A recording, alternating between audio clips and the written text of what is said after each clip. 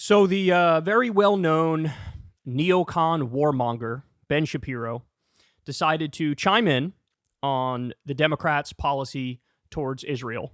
You know, specifically Chuck Schumer and Joe Biden's posture towards Israel in recent days. Now, again, for those of you who don't know, or you may not have been keeping up with every twist and turn, Chuck Schumer went on the floor of the Senate and basically said, look, Netanyahu's got to go. And people who are not well versed in politics looked at that like, oh man, this is the U.S. is really standing up to Israel with their, killing of innocent civilians in Gaza. No, the reality is, if they wanted to stand up to Israel and get them to stop killing civilians, they would cut off the money, they would cut off the weapons, they would condemn them at the UN, they'd be talking about potential sanctions over top Israeli government officials. That's not happening. None of that is happening. So the reality is this is political theater. It's kabuki theater. It's a way to make it look like Democrats are doing something when in reality it's just more of the continued finger wagging, we're not in favor of all the war crimes. So that's what it is. But to somebody like Ben Shapiro, even the political theater is a bridge too far. How dare you not go in lockstep with Netanyahu and Israel every single step of the way? So I'm going to show you a clip here from Ben's show. This is in Mediaite. Asinine, Ben Shapiro unloads on senile old dotard Biden over his message to Israel. This is really something. Let's watch. The White House said, as anti-Semitic crimes and acts of hate have increased around the world, among them the deadliest attack committed against the Jewish people since the Holocaust, leaders have an obligation to call hate what it is and bring Americans together against it. There is no justification for spreading toxic, false stereotypes that threaten fellow citizens. Like President Biden said, he was moved to run for president when he saw neo-Nazis chanting the same anti-Semitic bile that was heard in Germany in the 1930s in Charlottesville. Weird he has had nothing to say about hundreds of thousands of pro-Hamas American citizens chanting anti-Semitic bile. That's not just reminiscent of the 1930s. It is identical to the stuff being chanted. What he's saying is, oh yeah, Biden, you condemned neo-Nazis in Charlottesville? Why didn't you condemn pro-Palestine protesters who aren't even close to Nazis? What's the massive, egregious thing that they chanted? From the river to the sea, Palestine will be free. I know you want to conflate that with Nazism and genocide, but you're just wrong. You're just wrong. You talk to those people and they'll tell you in no uncertain terms, I want a democracy, equal protection for everybody, civil rights for everybody, voting rights for everybody. I want Israelis and Palestinians to live in peace side by side. So what's the, and by the way, what did he call these hundreds of thousands of protesters? His words, not mine. What do you call them? Pro-Hamas. Really, Ben? I know you like to suck yourself off from time to time about how you're an honest debater and you like to steel man your opponent's perspective and not straw man their perspective.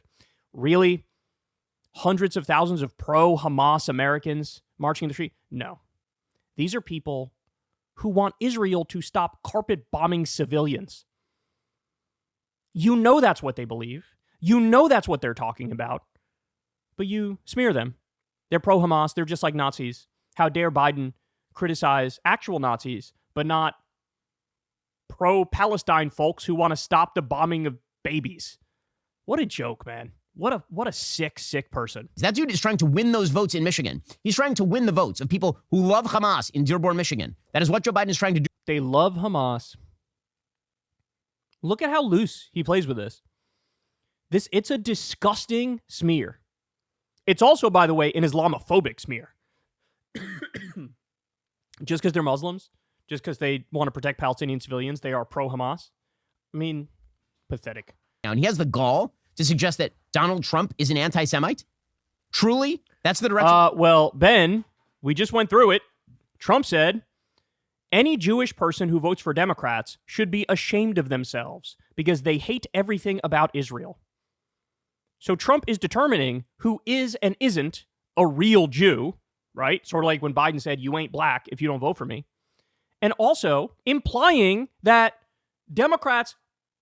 Jewish people have to be pro-Israel because they're one and the same. That is anti-Semitic. Saying all Jewish people need to agree with and are responsible for the actions of a right-wing genocidal government, that is anti-Semitic. Stop acting like, oh, how dare you say he's anti-Semitic. Well, he shouldn't have said something that is colossally anti-Semitic. he drives me crazy. He drives me crazy with his idiocy. And he thinks he's so smart and he talks really fast and that's supposed to trick you into thinking, oh my God, he must be making good points. He's not. He's literally doing this, by the way, at the same time that he is putting significant pressure on Benjamin Netanyahu not to finish off genocidal anti-Semites in Rafah. I have to pause every 5 seconds because he keeps saying insane things. So to Ben, how dare Biden say to Netanyahu, hey, shouldn't really do this Rafah thing. You've already killed a lot of civilians. This'll kill way more civilians because there's over 1 million Palestinians in Rafah, the only place that Israel said, hey, this is relatively safe, even though it's not. They've been attacking there. They've been bombing there. They say, hey, go here so you're safe. There's 1 million people there. Over 1 million people. There are 30,000 Hamas members. And Israel's like, oh, we're going to go in and ground invade Rafah and level Rafah. And the fact that Biden's like, I'm not sure you should do that, by the way. Is Biden going to cut off the money and the weapons and make sure they don't do that? No. But the fact that he's like, hey, by the way, just, stop killing babies. Ben's like, how dare you support the bombing of babies? Cuck yourself to Netanyahu and don't you dare criticize. What a loser. Jesus. Israel has successfully pushed Hamas away from Gaza City, away from Khan Yunis, and the final city, they have apparently 4 battalions of Hamas terrorists in there. Made up. Is Rafah. No evidence. Totally made up. Totally made up. 92% of the people killed by Israel are Palestinian civilians. There's 15,000 children who are dead. There's 40,000 Palestinians overall, according to Euromed Monitor, the human rights group. The idea, in our very highly targeted, specific hunt for Hamas, we've been able to track down 4 battalions to this area in Rafah, so we're going to go in there and surgically remove them. If you think that's the case, you're either a liar and you don't think it's the case, or you're the biggest dupe in the world. The way that those terrorists will be eliminated is with a military incursion into Rafah. Everyone knows this. Oh, everybody knows. Everybody knows. You have to go into the place with over 1 million people, jam together in an area the size of LAX airport, and start shooting all over. Everybody knows this. Everybody knows this. By the way, this level of certitude and smugness he brought every step of the way defending George W. Bush's illegal and offensive war in Iraq. A war that now, in retrospect, almost everybody agrees this was the dumbest thing ever. It was a war crime. It was offensive. He was defending that every step of the way. Now he's doing the exact same thing with Israel's ethnic cleansing and genocide. Okay, this doesn't play well right now. Do you have any idea how this is going to age in 10 years? Somebody looks back at this segment. It's like, oh, so you're just genocidal. That's just what you are, Ben. Is trying to pressure Israel into not doing that. Why? Because Joe Biden desperately wants to win those votes in Dearborn, Michigan. He thinks he's going to lose the election if he loses Michigan, and for some odd reason, he thinks he's losing Michigan because not enough Arab Americans are going to vote for him. So to Ben, it would be a problem if Biden tries gently to stop a genocide because he wants to get the votes of the Muslims in Michigan. But it is not a problem to Ben that AIPAC spends tens of millions or over $100 million buying Democrats and Republicans so that they do extremist Israeli policies and back them and arm them and fund them, no matter what they do, no matter how brutal the occupation is, no matter how many civilians they kill. To him, this is like, oh my God, you're corrupting our democratic process by trying to get the votes of Muslim Americans. So why wouldn't it be corrupting the democratic process to try to cater to a foreign government? Israel, through AIPAC and DMFI. I don't know how anybody can watch this shit at this point in time and take this shit seriously. The argument from Ben is quite literally, shut the fuck up, keep sending money, and keep sending weapons to Israel. And as you do it, you better put a smile on your face and not criticize in any way, shape, or form to try to maybe take the rough edges off of the massacres of civilians, to try to maybe reel it in a little bit with the wanton violations of international law. Shut up. Send the money, send the weapons, don't complain. How dare America try to steer policy when they're our fucking colonial outpost and we give them billions of dollars in weapons and money? This is his argument. So who do you think's in control, Ben? Who do you think's in control? Who do you want to be in control? You want Biden to cuck himself to Netanyahu? The fact of the matter is, he supports Netanyahu no matter what he says. He supports the Israeli government no matter what he says. And he's outright in favor of this ethnic cleansing and genocide. I mean, it's very, very straightforward. It's very straightforward. So he takes one of the things about Biden where, at least in rhetoric, he's way better than the Republicans, and he's like, how dare you be better in rhetoric? Shut up and support the genocide and support Netanyahu and just keep sending the money, and don't you dare criticize. No, Ben, don't you dare criticize. How about that? It's our money. It's my money going to pay for the carpet bombing of children.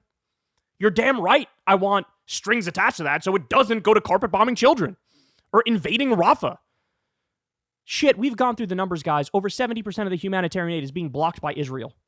That itself is a war crime.